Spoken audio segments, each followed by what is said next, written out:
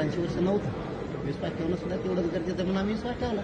आंदोलन करण्याची वेळ आमच्यावर येणार नाही. आता जर आंदोलन करायची वेळ आली तर अवघड होऊन जाईल सरकारचं. कारण मग पुन्हा गय नसती. कारण शेवटी मला समाजापेक्षा मोठं कोणी नाही. पण आज माझ्यापुढे सगळ्यात मोठा प्रश्न आता एक अचानक उभा राहिलाय.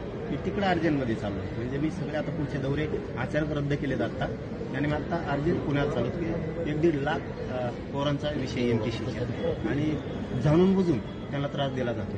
त्यांची काही चूक नसताना बघा एमपीसी यूपीसी सारखे शिक्षण हे सोपे नाहीत पत्रकार बांधवांना.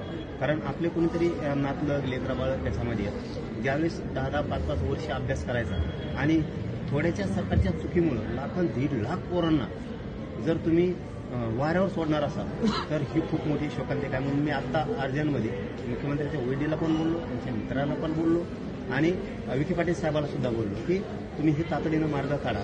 आता विखे पाटील साहेबांनी सांगितलं की 15 ते 20 मिनिटात आम्ही मुख्यमंत्र्यांशी या विषयावर बोलतो आणि मी आता तातडीनं त्या पोरांना भेटायला चाललो. कारण त्यांची मनस्थिती भयानक झाली. त्यामुळे मी तातडीनं आता पुण्याकडे जाणार आहे. माझ्यापुढे आजचा सगळ्या जाती धर्माच्या लेकराचा शिक्षणाचा प्रश्न माझ्यासाठी मायबाप खरंच लय महत्वाचा आहे. म्हणून मी कुठला विचार न करता डायरेक्ट आता गाड्या तिकडे वळवल्यात आहे. पाटील